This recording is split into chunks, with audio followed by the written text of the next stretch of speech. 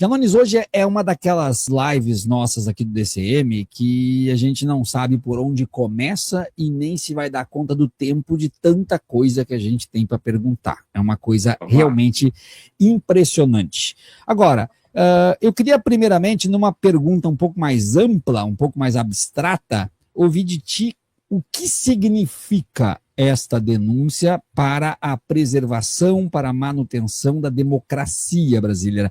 Qual é o tamanho disso? Tem gente falando que vai ser o maior julgamento da história do país.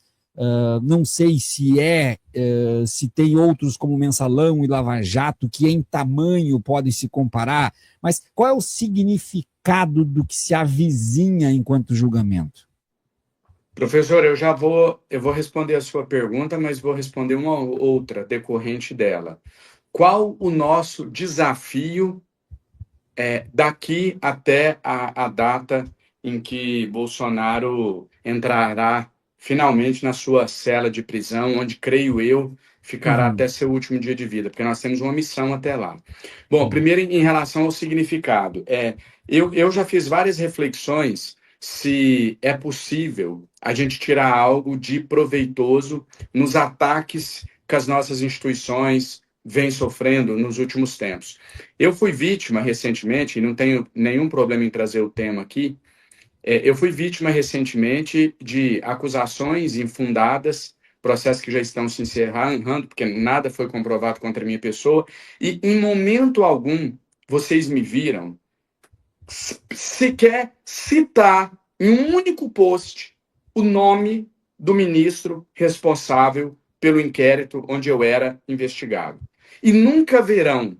Sabe por quê? Porque eu venho do meio jurídico, né? Me formei advogado. Se tem uma coisa que eu tenho como princípio básico é não misturar questões jurídicas com questões políticas. Inclusive, acho que no nosso país, uma das poucas críticas que eu faço ao sistema judiciário é porque eu acho que eles deviam ser menos expostos ainda, para ter cada vez mais tranquilidade para decidir. Sou contra a existência de TV Justiça e etc. Por outro lado, se eu venho trazer questões, se eu venho colocar as pessoas que me seguem, que são leigas no meio jurídico, contra o ministro que conduz qualquer tipo de investigação de processo contra mim, eu estou sendo covarde e eu estou prestando um desserviço à democracia do nosso país, porque não se existe democracia onde a gente não tem instituições fortes. O que o Bolsonaro faz é exatamente o oposto disso.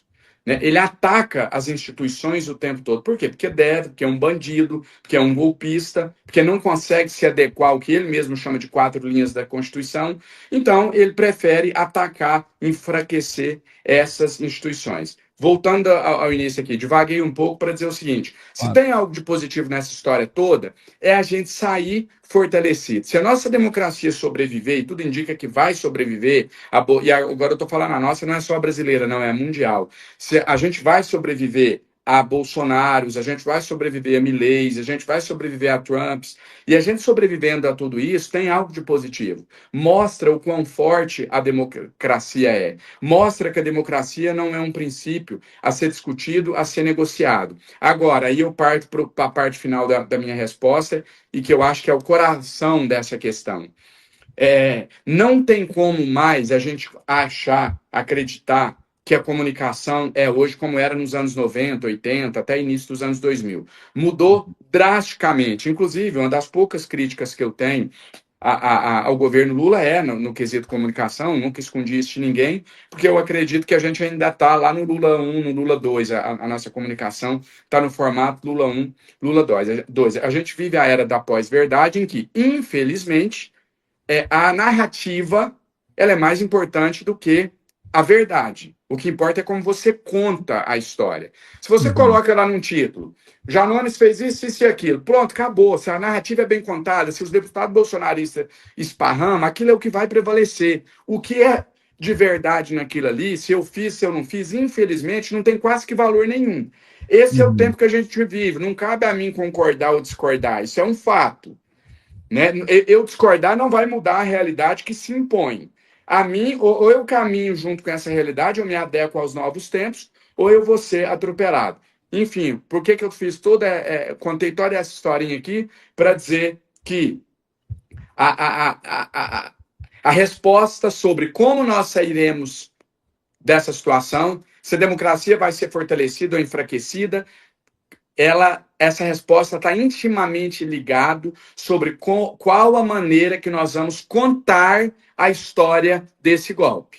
Porque eu vou dar um exemplo prático aqui. Sai na rua agora. O Alcolumbre falou ontem que discussão de anistia não é um problema discutido no Brasil. E não é. O brasileiro ele não é contra nem a favor. Sabe por quê, professor? Ele não sabe nem o que é isso. Exatamente. Essa é a realidade do nosso país. Eu estou lá com as minhas redes sociais agora explodidas, não é porque eu estou falando da prisão do Bolsonaro, não. É porque eu estou falando que o gás de graça está vindo aí.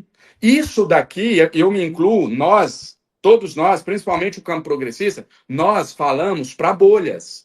A gente vive num mundo de fantasia onde a gente acha que a dona de casa lá da periferia da favela tá lá agora assim, nossa, o Bolsonaro foi preso, o Bolsonaro vai ser preso.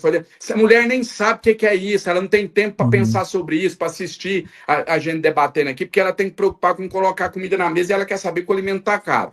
Bom, então o que a gente tem que fazer? A gente tem que levar uma comunicação eficiente de modo a mostrar o que está acontecendo. Por exemplo, na minha rede, o que eu estou colocando é Bolsonaro concordou em matar o Lula. Pronto, isso as pessoas entendem. Então, a gente não pode vir com um discurso todo acadêmico sobre a importância do fortalecimento da democracia. A gente tem que ter uma comunicação que leve isso para as pessoas. Às vezes, você é contra golpe de Estado? Ah, eu nem sei o que é isso. Você é contra um ditador poder torturar alguém, colocar uma mulher grávida numa cela e torturar porque ela é contra um governo? Não, isso eu sou absolutamente contra. Pois é isso que o Bolsonaro estava apoiando. Então, só queria dizer que é um momento histórico que a gente vive, a gente precisa fortalecer a democracia, mas eu não podia começar sem falar do papel da comunicação em como essa história vai ser contada. Não é que as pessoas não estão preocupadas com o golpe de Estado, elas não estão preocupadas porque elas nem sabem do que se trata direito. Cabe a nós entender o momento atual e colocar o que está acontecendo no nosso país nesse contexto, não lá no contexto dos anos 60, dos anos 80, que ninguém vai entender.